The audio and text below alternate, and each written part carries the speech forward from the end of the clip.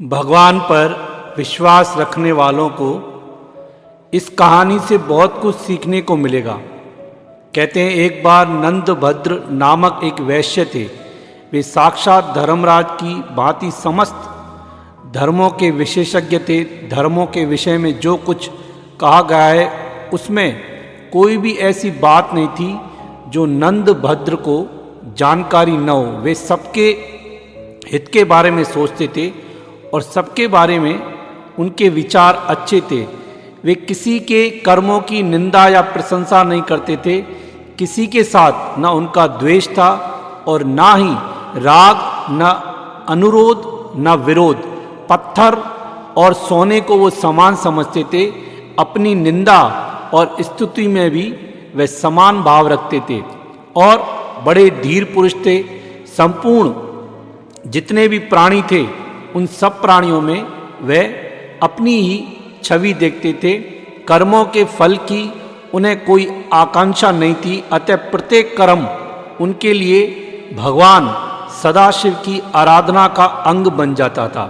इसी कारण वे धर्म का अनुष्ठान तो चाहते और करते थे, परंतु उसमें कोई स्वार्थ नहीं रखते थे।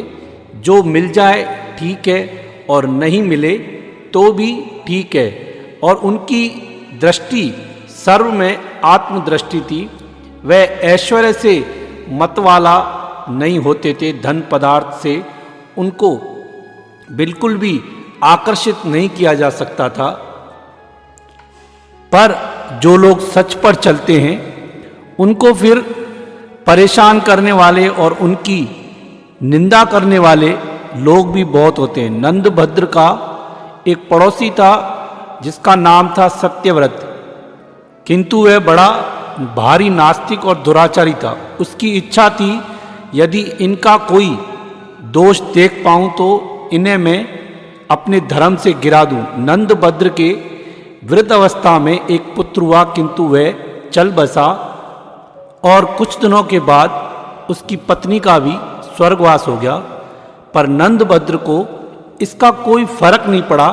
प्रारब्ध का फल मानकर और परमात्मा में, सदाशिव में, भगवान महादेव में लगा रहा। पर सत्यव्रत को इस बात का इंतजार था और वह नंदभद्र के पास पहुंच गया और उनको प्रणाम करके बोला, बड़े कष्ट की बात हुई नंदभद्र, यदि तुम जैसे धर्मात्मा को भी ऐसा फल मिला तो इससे मेरे मन में यही आता है कि धर्म कर्म व्यर्थ ही है, सब बेकार की बातें।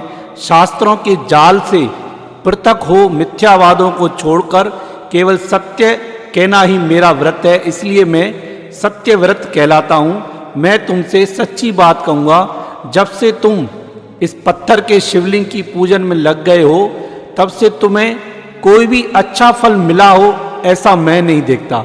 तुम्हारे एक ही पुत्र था, वह भी मर गया। तुम्हारी पतिव्रता पत्नी थी, वह भी संसार से चल बसी। भैया देवता कहाँ हैं? सब मिथ्या है। यदि होते तो दिखाई नहीं देते। यह सब कुछ कपटी ब्राह्मणों की झूठी कल्पना है, झूठी बातें। संसार की सृष्टि और संहार ये दोनों बातें झूठी हैं। यह विश्व स्वभाव से ही सदा वर्तमान में रहता है। यह सूर्य आदि ग्रह स्वभाव से ही आकाश में विचरण करते हैं, स्वभाव से ही पृथ्वी पर स्थिर है, स्वभाव से ही समुद्र अपनी मर्यादा में स्थित है, स्वभाव से ही ये बहुत तेरे जीव उत्पन्न होते हैं और स्वभाव से ही ये समस्त जगत प्रकाशित होता है। इसका कोई प्रत्यक्ष दिखाई देने वाला कर्ता ईश्वर भगवान नहीं है। धूर्त लोग, मूर्ख लोग इस मनुष्य योनि को भी सबसे श्रेष्ठ बतलाते हैं, किंतु मनुष्य योनि से बढ़कर दूसरी किसी योनि में कष्ट नहीं है।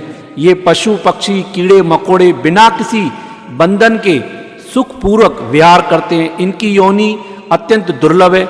मनुष्यों की अपेक्षा अन्य योनि में उत्पन्न होने वाले सभी जीव धन्य हैं। नंदभद्र को यह सब बातें सत्यव्रत कह रहा है कि मनुष्य की जो जन्म है वह बेकार है, पर कीड़े मकोड़े होना बहुत अच्छी बात है। तुम मिथ्या धर्म का परित्याग करके मौत से खाओ पियो खेलो भोग भोगो। पृथ्वी पर बस यही सत्य है। सत्यव्रत के इन वाक्यों से जो अशुभ कर्म अयुक्त संगत असमंजस दोषपूर्ण थे। महाबुद्धिमान नंद भद्र तनिक भी विचलित नहीं हुए। वे क्षोभ रहित समुद्र की भांति गंभीर थे। उन्होंने हंसते हुए उत्तर दिया, सत्यव्रत जी, आपने जो यह कहा कि धर्मात्मा मनुष्य सदा दुख के भागी होते हैं, वह झूठ है। हम तो पापियों पर भी बहुत तेरे दुख आते रहते हैं। ये तो पुण्य आत्मा हो या पाप आत्मा हो, मरना और जीना तो सबके साथ लगा रहता है। संसार बंधन जनित कलेश तथा पुत्र और स्त्री आदि की मृत्यु दुख पापी मनुष्य के यहाँ भी देखे जाते हैं। इसलिए मेरे मत में धर्म ही श्रेष्ठ है।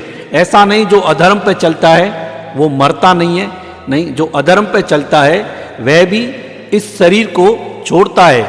दूसरी बात, जो आप ये कहते हैं कि इस संसार का कोई भी कारण नहीं और कोई ईश्वर नहीं है, यह भी बच्चों की बातें हैं। क्या प्रजा बिना राजा के रह सकती है? इसके सिवा आप जो ये कहते हैं कि तुम झूठे ही पत्थर की शिवलिंग की पूजा करते हो, इसके उत्तर में मुझे इतना ही निवेदन करना है कि आप शिवलिंग की महिमा को नहीं जानते हैं।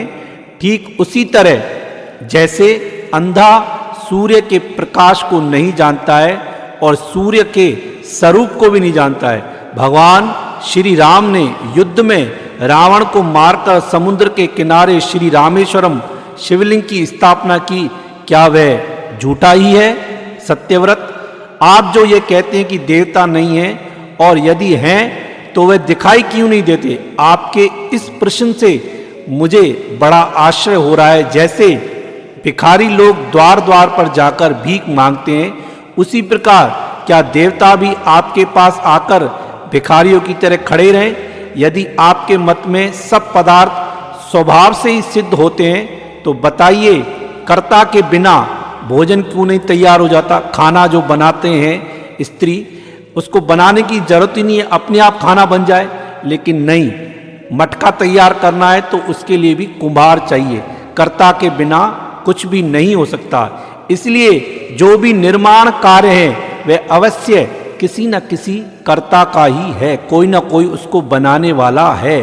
और आपने जो यह कहा कि ये पशु आदि प्राणी सुखी तथा धन्य हैं, यह बात आपके सिवा और किसी ने न तो कही है और ना सुनी है। मैंने कहीं ना पढ़ी है ना सुनी है। तमोगुणी और अनेक इंद्रियों से रहित जो पशु पक्षी आदि प्राणी हैं तथा उनके जो कष्ट हैं, वे यदि देखे जाएं तो वह पशु पक्षी कुछ बता भी नहीं सकते। तो संपूर्ण इंद्रियों से युक्त मनुष्य श्रेष्ठ और धन्य क्यों नहीं? मैं तो समझता हूँ कि आपका यह जो अद्भुत सत्यव्रत है, इसे अपने नरक जाने के लिए संग्रह किया है। आपने जो ज्ञान इकट्ठा किया है सत्यव्रत, वह आपको नरक में लेके जाएगा। आपने पहले ही जो आडंबर पूर्ण भूमिका बांधकर अपने ज्ञान का परिचय देना आरंभ किया, उसी में आपके इन वचनों की सारहीनता व्यक्त हो गई। आपने प्रतिज्ञा तो की थी और कुछ कहने के लिए, परंतु वह तो कहा नहीं और कुछ ही कह डाला। इसमें आपका कोई दोष नहीं है, सब दोष मेरा ही है जो मैं आपकी बात सुनता हूँ। शास्त्रों में लिखा है, नास्तिक सर्प और विष, इनका तो स्वभाव ही है कि ये दूसरे को मोहित करते हैं। प्रतिदिन साधु पुरुषों का संग करना धर्म का कारण है। इसलिए विद्वान, वृद्ध, शुद्ध भाव वाले, तपस्वी और शांति परायण संत महात्माओं के साथ संपर्क स्थापित करना चाहिए। दुष्ट पुरुषों के दर्शन, स्पर्श, वार्तालाप एवं आसन पर बैठने तथा एक साथ भोजन करने से धार्मिक आचार नष्ट हो जाते हैं।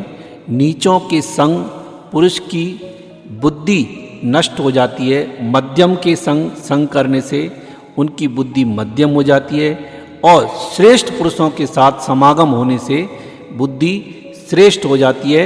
इस धर्म का स्मरण करके मैं पुनः आपसे मिलने की इच्छा नहीं रखता, क्योंकि आप सदा ब्राह्मण आदि की निंदा ही करते हैं। वेद प्रमाण, स्मृतियाँ प्रमाण हैं तथा धर्म और अर्थ से युक्त वचन प्रमाण हैं, परंतु जिसकी दृष्टि में ये तीनों ही प्रमाण नहीं, उसकी बात का कौन प्रमाण मानेगा। आप उन सब का खंडन कर रहे हो जिनका वेदों में वर्णन है। इस प्रकार कहकर महात्मा नंदभद्र वहाँ से उठकर चले गए। वे सदा भगवान शिव की उपासना में लगे रहते और इस प्रकार भगवान शिव की भक्ति करते हुए, और वे भगवान शिव के धाम में कैलाश में उनको जगह मिली। इस तरह के लोग होते हैं जो हमको भटकाना चाहते हैं, लेकिन हम अपना विश्वास पक्का और मजबूत रखें। किसी की बातों में आकर हम अपने आप को उसकी तरह बनाने की कोशिश ना करें। ऐसा करें कि हम ऐसे लोगों से किनारा करें और ऐसे लोगों को अपने से दूर रखें, तो हम भी जरूर भगवान के धाम में चले जाएंगे।